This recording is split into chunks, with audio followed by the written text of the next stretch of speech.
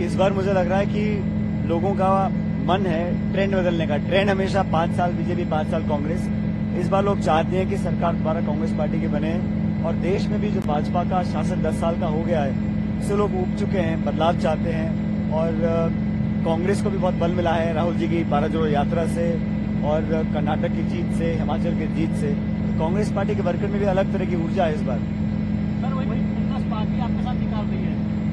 देखिए, जहां तक स्वर्गीय राजेश पायलट जी की बात है, पायलट साहब ने एयरफोर्स में नौकरी करने के बाद जब इंदिरा जी से मुलाकात हुई, उनकी प्रेरणा से वो राजनीति में आए और जब तक वो जिंदा रहे उन्होंने हमेशा सांप्रदायिक ताकतों के खिलाफ अपनी आवाज को बुलंद किया। उन्होंने हमेशा कांग्रेस की सेवा करी, कांग्रेस के माध्यम से देश की सेवा करी। और मुझे लगता है कि बीजेपी के पास अपनी रिपोर्ट कार्ड दिखाने के लिए बहुत कुछ है नहीं और जो बिखराव राजस्थान में बीजेपी का है वो जग जाहिर है। तो कहीं ना कहीं दिमाग और ध्यान डाइवर्ट करने के लिए इन बातों को किया जा रहा है। और मैंने पहले भी कहा था कि मेरी चिंता छोड़ दें, मेरी चिंता तो मेरी पार्टी और मेरी जनता करेगी और मुझे लगता है जो होगा बहुत अच्छा होगा।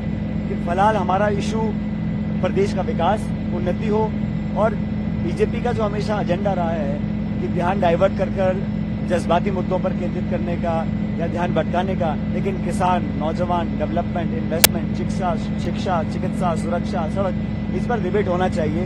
उससे बचने के लिए इस तरह की बातें की जाती हैं। सर लेकिन जो एकता की बात है वो दिखी नहीं।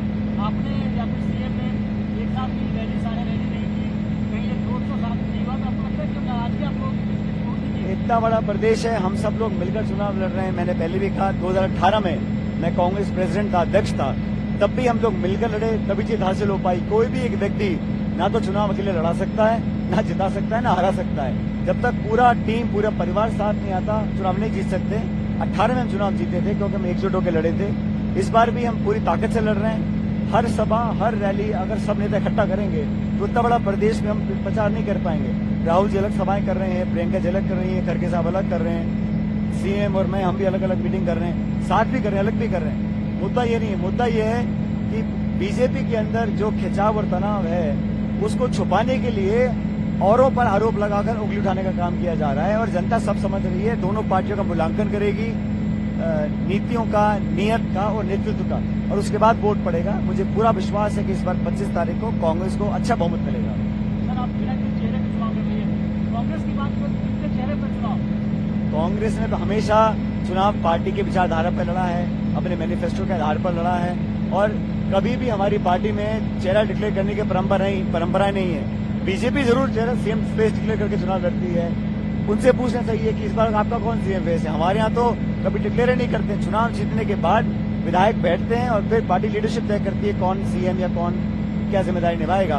हमारे यहाँ इशू नहीं है। इशू तो बीजेपी के पास है। वो लगभग हर चुनाव में बड़ा कॉन्फिडेंटली एक चेहरा प्रस्तुत करते हैं। वो इस बार नहीं कर रहे हैं। पूछना चाहिए क्यों नहीं कर रहे हैं। हमारा तो रीति है, ट्रेडिशन है, कस्टम है पिछले दशकों से, और राजस्थान में नहीं, हर स्टेट में वैसे ही करते हैं।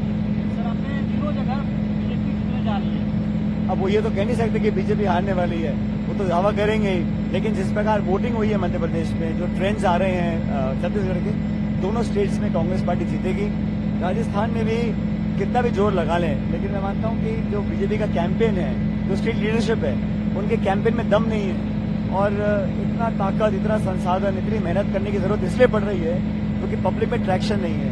और कांग्रेस में मुझे लगता है कि एक बदलाव पूरे देश में हो रहा है, उसका फायदा हमको राजस्थान में मिलेगा।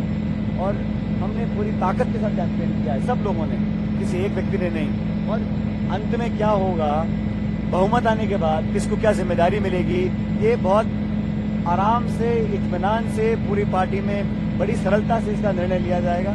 जो भी लीडरशिप कांग्रेस पार्टी की तय करेगी वो सबको एक्सेप्टेबल होगा। और ये बात मैं सिर्फ अपने लिए नहीं बोल रहा हूँ, सब नेता इस बात में सहमत हैं जो मैं कह रहा हूँ।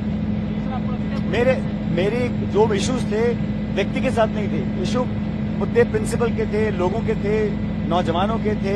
मुझे लगा पार्टी अगर कुछ अलग करेगी तभी हम जीत सकते हैं। आज हम दावा कर रहे हैं, हम चुनाव जीत रहे हैं। क्यों कर रहे हैं? 30 साल में नहीं कर पाए थे, क्योंकि इस बार हम लोगों ने कुछ कदम उठाए हैं। पेपर लीक पे हमारे कहने के बाद पार्टी ने संज्ञान लिया, एक नया कानून बना, उम्र कैद का प्रावधान जोड़ा गया कानून के अंदर।